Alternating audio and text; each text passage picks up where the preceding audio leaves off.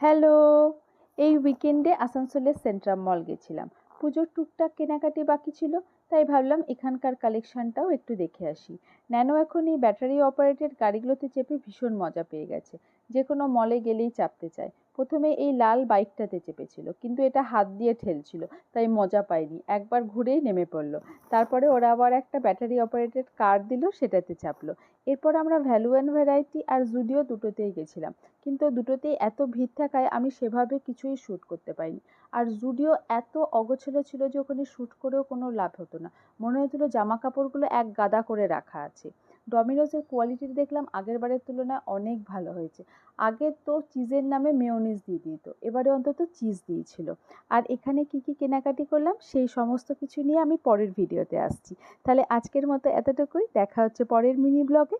ভিডিওটা ভালো লাগলে লাইক, শেয়ার আর সাবস্ক্রাইব করে দিও। বাই।